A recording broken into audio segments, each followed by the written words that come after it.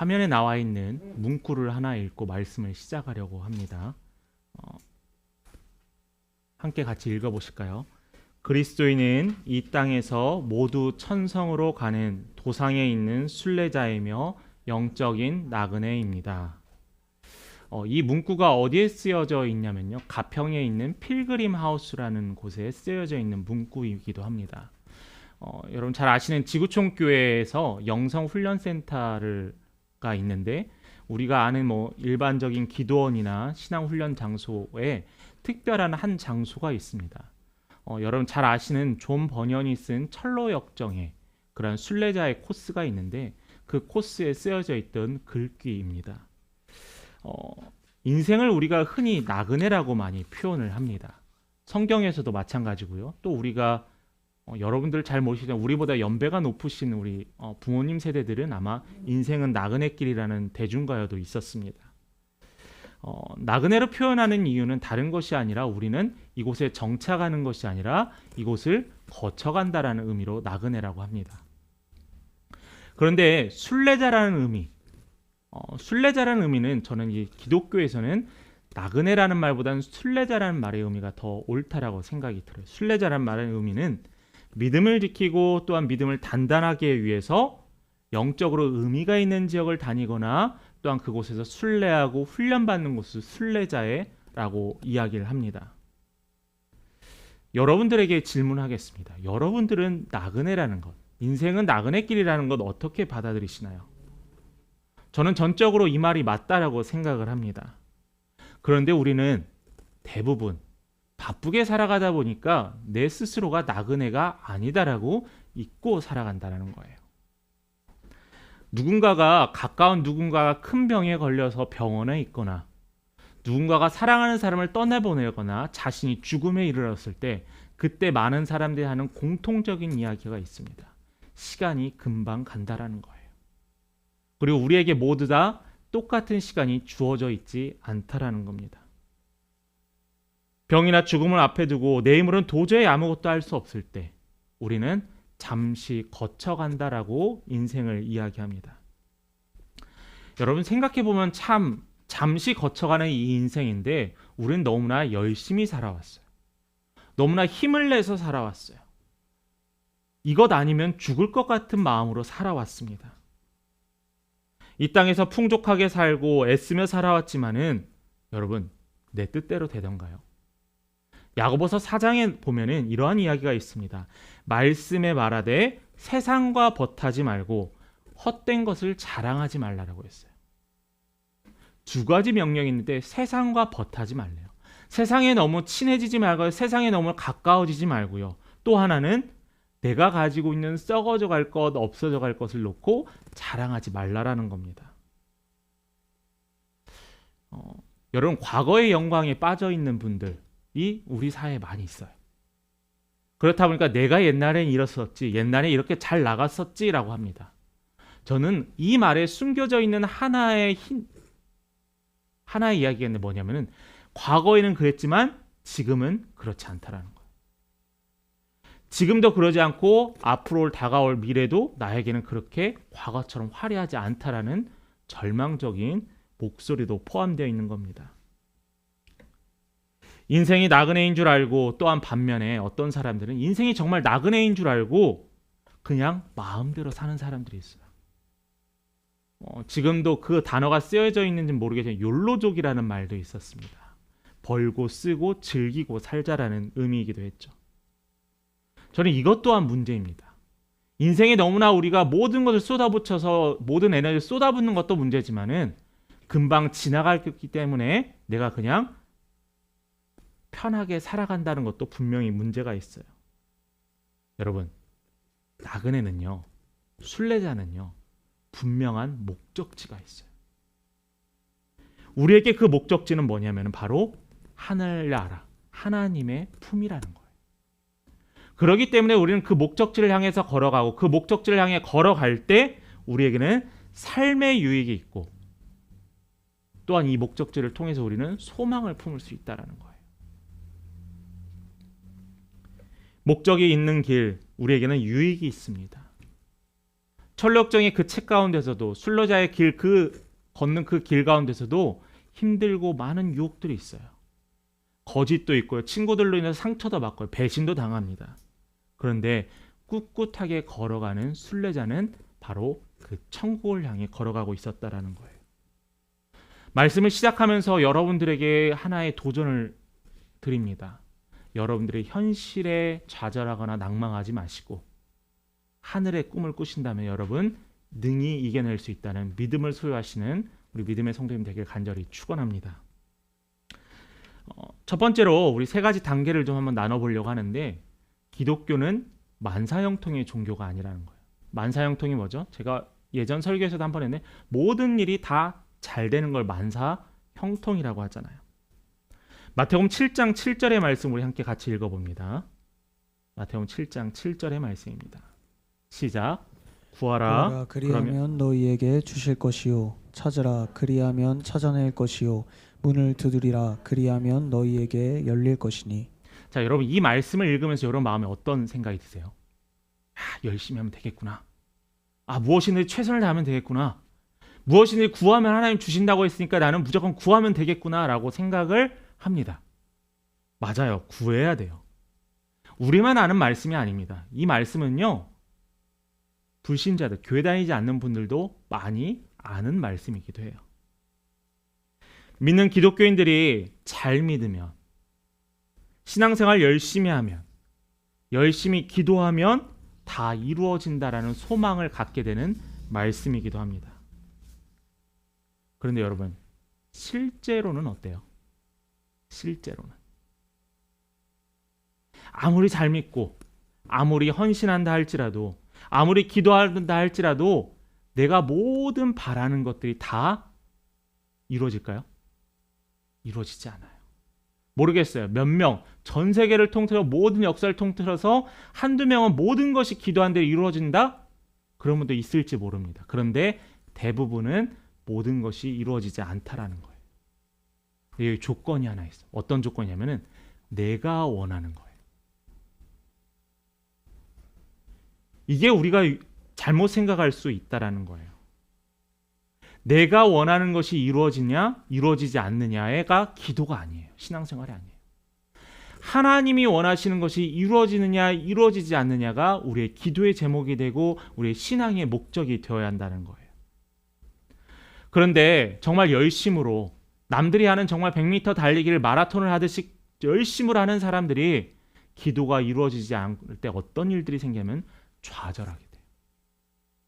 좌절하면서 어떤 일을 경험한 자책을 하게 됩니다. 나 때문이야. 내가 기도 생활을 열심히 하지 않았어. 내가 신앙 생활을 열심히 하지 않았어. 내가 예배에 집중하지 않았어라고 하면서 모든 책임을 자신에게 돌립니다. 근데 제 주위에서도 이런 분들이 있어요. 그렇다 보니까 어떤 것에 빠지냐면은 신앙적인 우울증에 빠지게 돼요. 교회만 목사님이 회개하라고 해서 맨날 회개하면서 눈물을 흘리면서 신앙생활에 기쁨이 없습니다. 그럼 신앙생활은요, 기쁜 거예요. 회개하고 나면요, 기쁜 거고요. 헌신하고 나면 즐거운 건데 우리는 계속 스스로 자책만 합니다. 이것은 전혀 신앙에 도움이 안 된다라고 이야기합니다. 또 다른 반면에 이러한 일도 있어요. 기도가 이루어지지 않고 나의 상황이 나아지지 않는 것을 누군가의 책임으로 돌릴 때가 있습니다. 너 때문이야. 교회 때문이야. 이 모든 상황 때문이야 하면서 환경에 돌리는 사람들이 있어요. 여러분, 이 두 가지 경우에 공통적인 잘못된 것은 뭐냐면은 말씀이 기준이 아니라 내가 기준이었기 때문에 내가 판단하게 된다는 거예요. 말씀의 기준으로 우리가 살아가는 것이 아니라 상황에 따라 믿음이 왔다 갔다 하니까 계속 믿음은 혼돈되고 살아간다는 거예요. 신앙생활 10년, 20년, 30년을 하더라도 흔들리고 또한 좌절하고 넘어지는 게 뭐냐면은 내 기준으로 신앙생활을 했기 때문이라는 거예요. 여기에서 특별히 신앙생활 시작한 지 얼마 안 되시는 분들은 궁금할 일이 있을 겁니다. 뭐냐면은 구하라면 주신다고 약속하셨던 예수님의 말씀이 그럼 거짓일까라는 거예요. 거짓일까요? 아닙니다. 이미 이야기했지만은 우리가 기도하는 것은 우리가 예전에 전래동화에서 이야기했던 것처럼 들었던 것처럼 도깨비 방망이로 금 나오고 은 나오고 하면서 뚝딱 하면 나오는 게 우리의 기도가 아니에요. 하나님이 그렇게 일하지 않으신다라는 겁니다. 하나님이 지으신 곳간이 있어요. 이 곳간에서 주인이 하나님이신데 일하고 있는 종들이 가서 그 곳간의 것들을 빼오게 됩니다. 옳은 방법일까요? 아니에요. 그 곳간의 주인이 종들에게 내어주는 것만 우리가 사용하고 이용할 수 있다는 겁니다. 마태복음 7장 9절에서 11절의 말씀에 보면은 하나님이 어떻게 주시는지 그 말씀의 증거가 나타나 있어요. 9절부터 11절 말씀 제가 보겠습니다. 너희 중에 누가 아들이 떡을 달라 하면 돌을 주며 생선을 달라 하면 뱀을 줄 사람이 있겠느냐? 너희가 악한 자라도 좋은 것으로 자식에게 줄 알거든. 하물며 하늘에 계신 너희 아버지께서 구하는 자에게 좋은 것으로 주시지 않겠느냐? 말씀 3절인데요. 복잡하게 이야기하지 않을게요. 하늘에 계신 아버지가 우리를 얼마나 사랑하는데 우리가 무엇을 필요로 하는지 당연히 주지 않겠느냐라고 하는 말씀입니다. 하나님께서 그 곳간에서 꽁꽁 싸매어서 우리에게 주지 않는다는 이야기가 아니에요. 하나님께서 나보다 나를 더 잘하는 하나님께서 우리에게 나누어 주신다는 말씀이 바로 마태복음의 말씀이기도 합니다. 기독교는 은혜를 구하되 내가 필요한 것이 채워졌을 때 은혜라고 하지 않아요. 하나님께서 우리를 잊지 않으시고 살필 때 우리는 그것을 은혜라고 하는 거예요. 분명히 여러분 구분되어야 합니다. 여러분 안에 그리스도의 마음, 하나님 아버지의 마음을 품는 것이 축복이고 이 마음을 안는 것이 정말 축복된 길이라는 것 여러분 잊지 마시기 바랍니다. 그렇기 때문에 우리가 구하라 주실 것이라는 그 말씀을 붙잡고 살아간다면은 우리가 때로는 기다리고 어려운 가운데서 인내한다면은 우리의 최종 목적지는 어디라고요? 하늘에 있는 하나님의 품이라는 거예요. 그래서 우리는 그 예수의 마음을 품는 것, 그 예수의 마음을 품음으로 기다리는 것이 바로 기독교 신앙이라는 것 여러분 꼭 기억하시기 바랍니다. 두 번째로 근데 믿는 자들도 박해를 받을 수 있어요. 그러니까 믿는 자들도 어려움 당할 수 있다라는 거예요. 우리가 지금 계속 사도행전을 살펴보는데 사도행전에 우리가 지금 살펴본 2가지의 놀라운 기적들이 있었잖아요. 베드로가 능력 있는 성령이 임재했던 설교를 했더니 그 설교를 듣고 3,000명이 회개하여 하나님께 예수님께 돌아왔다라는 기록이 있었습니다. 베드로와 요한이 매번 가는 그 성전을 가는 그 길에 앉아있던 안진뱅이를 보고 궁휼한 마음을 품게 돼서 예수의 이름으로 말하여 일어나 걸으라 했을 때 그가 걷게 되었습니다. 이 놀라운 2 기적을 경험하였던 베드로와 요한 또한 그것을 목도했던 수많은 사람들, 이 출발이 바로 초대교회였어요. 여러분도 아시겠지만 우리는 항상 초대교회를 향해서 꿈꿉니다. 교회가 초대교회로 회복되어야 합니다 라고 이야기를 해요. 그러면서 우리는 막연한 생각에 초대교회는 정말 은혜가 넘치고 모든 것이 좋았던 교회구나 라고 생각할 수 있어요. 근데 실제로는요, 초대교회만큼 박해가 많았던 교회가 없었어요. 그들이 항상 초대교회가 장밋빛 꽃길만 걸었던 성장했던 교회가 아니었습니다. 오늘 본문에 보면은 박해받았던 기록들이 나타납니다. 1절 말씀을 한번 보면은 사도들이 백성에게 말할 때 제사장들과 성전 맡은 자와 사두개인들이 이르러라고 이야기했어요. 6절의 말씀 본문에 나와 있던 여러 성경에 보시면은 이때 대제사장 안나스와 가야바와 요한과 알렉산더와 및 대제사장의 문중이 다 참여하여, 이게 뭐냐면은 공회가 열리게 됐어. 공회. 오늘날로 말하면 국회가 열렸어요. 국회가. 당시 유대 사회 이스라엘에서는 종교 지도자들이 이 안에 꼭 들어와 있어야 했습니다. 참석자들의 면모를 보면은 기가 막힙니다. 6절에 방금 안나스와 가야바가 나타났는데 이 안나스와 가야바가 누구냐면은 당시 로마로부터 파견되었던 유대의 총독인 빌라도를 협박해서 또한 사람들을 몰아서 그를 압박해서 예수를 십자가에 죽게 했던 사람이에요. 선동했던 사람입니다. 또 여기에 모인 사람 중에 로마의 경비대장, 군인도 모였고요. 또한 부활을 믿지 않는 사두개인들이 모였습니다. 자, 이들이 왜 모였을까요? 그들은 알고 있었어요. 성전 문 앞에서 못 걸었던 안진뱅이를 일으켰다는 소식을 들었습니다. 그 기적을 일으킨 베드로와 요한이 자기들이 죽였던 예수의 제자라는 것도 알게 되었어요. 뿐만 아니라 예수의 제자뿐만 아니라 예수가 부활했다는 사람들의 소식도 듣게 되었어요. 또한 이 메시지를 전하는 자들이 베드로와 요한, 예수의 제자들이라는 사실도 이미 알고 있었습니다. 그들의 마음에는 복합적인 생각이 들어요. 가장 먼저 들었던 건 시기심입니다. 왜 사람들이 저렇게 모이지? 왜 저들은 기적을 베풀지? 왜 모든 사람들이 우리를 바라보지 않고 저들을 바라보지 않고 자신들의 실추된 명예를 보고 그들은 시기하기 시작했어요. 반면에 또 사람들이 모이면서 예수가 부활했다는 소식을 들으면서 혹시 정말 부활했을까라는 두려움도 갖게 되었습니다. 사람들이 모이고 사람들이 그들을 따름으로 말미암아 예수를 죽였던 자신들을 저 사람들이 어떻게 핍박하거나 내가 사람들로부터 외면당하지 않을까 두려워하기 시작했어요. 제가 볼 때 가장 컸던 것은 자신들의 이야기보다는 베드로의 이야기를 들었던 그 사람들을 보고 두려워했을 겁니다.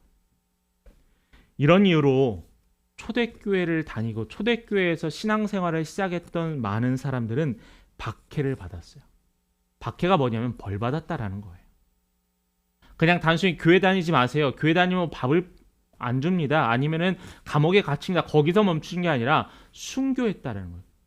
복음 때문에, 예수 때문에 죽음을 감당해야 했다는 겁니다. 대표적인 역사의 기록에 보면은 로마의 가장 폭군이었던 네로 황제가 로마에 큰 불이 일어났을 때 그 불의 책임을 누구에게 돌렸죠? 기독교인들에게 돌렸습니다. 그러다 잡아들이기 시작했죠. 또 로마는 당시에 여러분 아시듯이 로마에 수많은 신들이 존재하는데 기독교인들은 유일한 신인 하나님만 믿으니까 그들을 잡아들이기 시작합니다. 그들을 십자가에 못 박았고요. 그들을 로마의 원형 경기장에서 검투사의 손에 사자의 턱에 그들을 죽게 했습니다.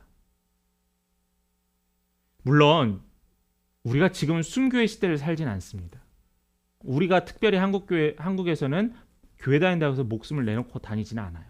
그렇지만 여러분 각자의 상황에서 어려움들을 경험할 거라 생각을 합니다.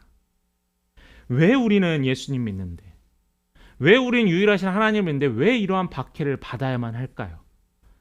그 답이 요한복음 5장 19절에 나타나 있습니다. 우리 함께 같이 봉독하겠습니다. 시작.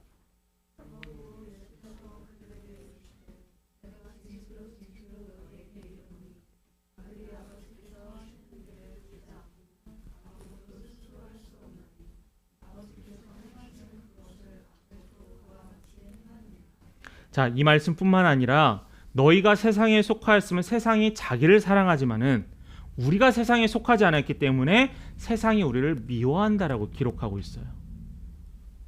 이 말씀을 하시면서 예수님도 그 당시 상황이 어떠면 예수님도 어려움 당하셨어요. 핍박당하셨어요. 예수님도 사람들의 시선을 피해야 됐고요. 또한 당시의 종교 지도자들의 눈을 피해서 숨어야 할 때도 있었습니다.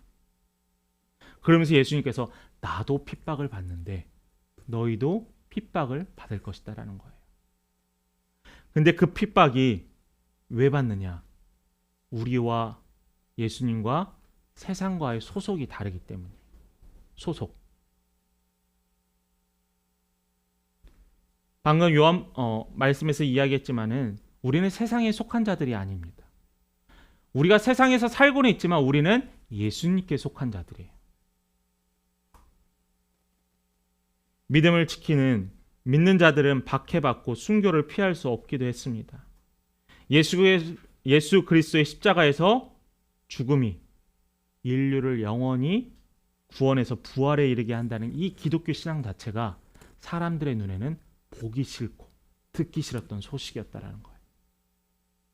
지금 시대에서도 기독교에 대해서 비판하는 가장 큰 이유가 뭐냐라고 물어봤을 때 말씀적으로 뭐냐면은 예수 외에는 구원이 없다라는 말 때문입니다. 공격적인 전도 때문에라고 이야기를 해요. 무례한 전도, 무례한 기독교라고도 이야기를 합니다. 여러분, 방법은 다를 수 있겠지만은 이것은 진리라는 거예요. 근데 이러한 것을 선택함으로써 우리는 분명히 박해받고 어려움 당할 수 있습니다. 그런데 하나님께서 우리에게 희망을 주셨는데, 세 번째로 하나님께서는 어떠한 박해에서도 승리할 수 있게 하셨다는 거예요. 3절과 4절의 말씀을 한번 볼까요? 그들을 잡음에 날이 이미 저물었으므로 이튿날까지 가두었으나 그들이 누구냐? 바로 예수의 제자였습니다. 베드로 요한을 잡아 가두었어요. 근데 4절에 놀라운 일이 있습니다. 말씀을 들은 사람 중에 믿는 자가 많으니 남자의 수가 약 5천이나 모였더라라고 했어요. 남자의 수가 5천이면 약 1만여 명이 회개하고 회심해서 돌아왔다는 거. 언제요? 베드로의 말씀을 듣고 바로 돌아왔던 게 아니라 베드로의 말씀을 듣고 베드로가 전한 하나님에 대해서 듣고 베드로와 요한이 옥에 갇혔음에도 불구하고 그들은 그 다음 날에 그들의 마음이 움직이고 하나님이 쉬지 않고 일하시면서 그들의 마음이 변하게 되었다는 거예요. 하나님은 베드로와 요한이 옥에 갇혔다고 해서 일을 멈추지 않으셨어요. 베드로가 전하는 말씀을 듣고 그들의 마음에는 새겨지고 마음이 변동되기 시작했습니다. 이게 바로 승리예요. 승리. 그 여운의 그 감동에 그들이 변화되게 되었습니다. 베드로와 요한을 통한 하나님의 말씀은 계속 사람들의 마음에서 일하고 있었다라는 거예요. 여러분, 분명히 기억하십시오. 믿음이 자라고 놀라운 일이 일어날수록 사단의 공격은 심해진다는 거예요.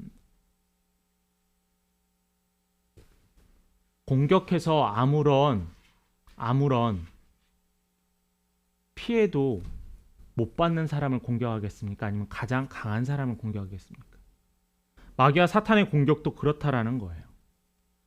왜 마귀와 사탄은 나에게 아무런 대시도 안 하는데? 여러분 신앙 한번 되돌아보세요. 내가 어떤 신앙생활을 하고 있는지. 우리는 분명히 기억해야 합니다. 마귀와 사탄은요, 끊임없이 일하고 있어요. 놀라운 일들이 일어날 때마다 끊임없이 방해합니다. 그랬기 때문에 예수님께서 기적을 베푸시고 예수님께서 말씀을 전하시고 난 후에 항상 어디 가셨냐면은 산에 올라가시고 사람들이 없는 곳에 가셔서 하나님께 감사와 기도로 악한 것들과 대적했다라는 거예요. 우리의 기도가 뜨거워질수록 우리의 믿음이 단단해질수록 사단은 더욱더 공격합니다.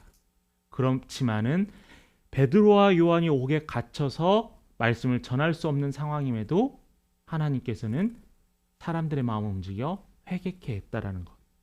이게 바로 하나님이 살아계신 증거고 하나님이 일하신다는 증거입니다. 본문의 12절 말씀 너무나 중요한 말씀인데 우리 한 목소리를 같이 봉독합니다. 시작. 다른 이로서는 구원을 받을 수 없나니 천하 사람 중에 구원을 받을 만한 다른 이름을 우리에게 주신 일이 없음이라 하였더라. 이 모든 기적의 주인공, 이 모든 능력의 주인공은 누구래요? 예수 그리스도래요. 모든 영광을 하나님께 올려드리는 사람이었습니다. 자신을 높이려는 것이 아니라 철저하게 예수 이름만 높였어요. 그런데 당시에 여기에 모였던 공회에 모였던 사람들은 자신의 목적과 자신의 명예와 자신들이 놓으면 안 되는 전통을 붙잡고 살아갔습니다. 베드로와 요한은 오직 예수님만 생각했기 때문에 그들이 박해를 감당할 수 있었어요. 감옥에서도 그들은 불안해하지 않았어요. 후에 바울도 감옥에 갇혀서 흔들리는 지진 가운데도 감옥 문이 열렸지만 그는 떠나지 않았어요. 오히려 간수들에게 복음을 전하고 그들을 회개케 했습니다. 예수 중심으로 살아간 이 초대교회 성도들에게는 바로 이 예수가 가득했다라고 기록합니다. 여러분 어떤 일들을 경험하면서 신앙생활 하시나요? 여러분들 가운데 직장을 다니면서 예수 믿는다는 이유로 사람들의 한 소리, 잔소리를 들을 때도 분명히 있을 겁니다. 주일에 급하게 근무를 가야 할 때도 있어요. 그런데 주일 예배를 드려야 한다고 예배 후에 가겠다고 하면은 한 소리를 듣습니다. 꼭 그렇게 티를 내야겠느냐고. 때로는 말씀과는 우리가 지금까지 들었던 말씀과는 다르게 회사나 세상에서의 관행을 따르기를 강요받을 때가 있습니다. 근데 분명하게 그 관행이 하나님의 말씀과 분명히 달라요. 그 관행을 따르지 않으므로 내가 어려움 경험할 때도 있어요.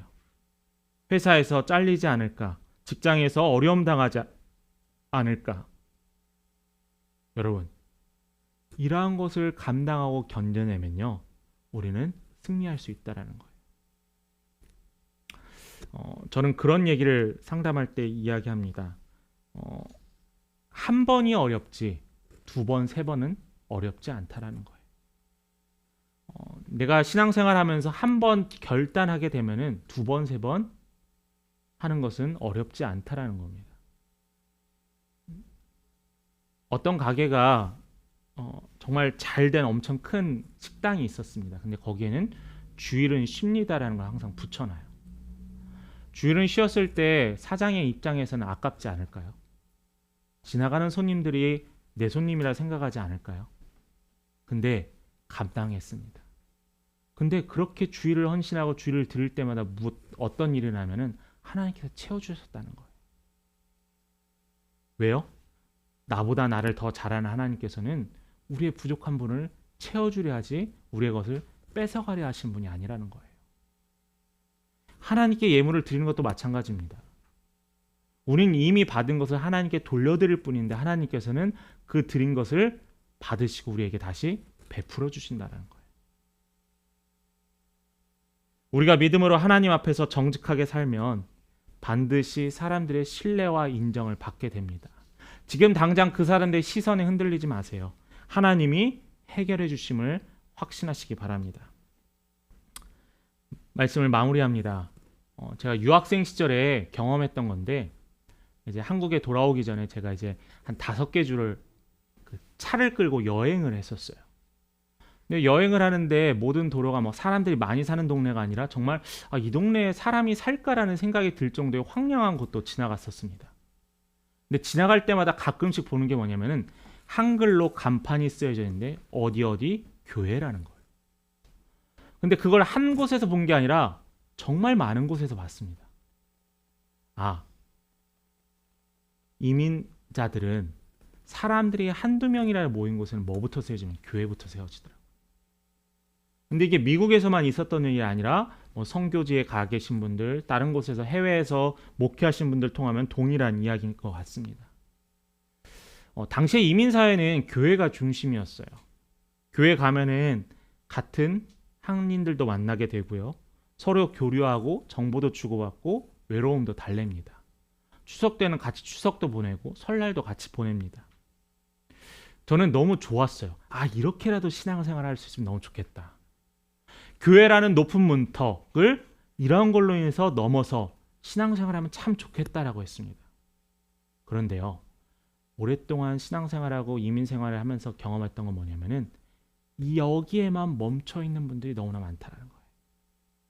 마치 그냥 하나의 사회적인 네트워크를 유지하기 위해서, 좋은 사람과 인간관계를 맺기 위해서 신앙생활에 멈춰 있는 분들이 너무나 많았다라는 거예요. 왜냐하면은 조금이라도 자기와 다르게 생각을 하거나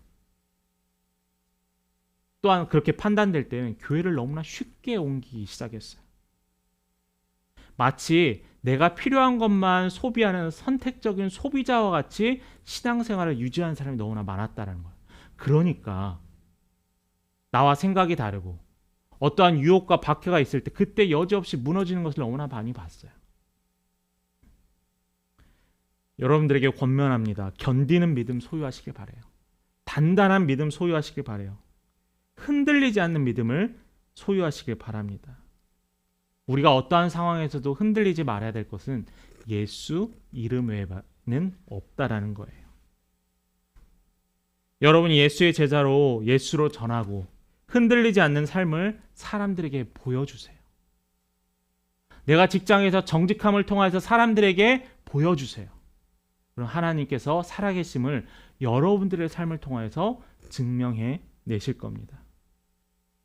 예수의 이름으로 이 땅에서 당당히 살아가시고 어떠한 어려움 가운데서도 승리를 맛보게 하신 하나님을 소망하시고 경험하시는 우리 믿음의 성도 되길 간절히 축원합니다.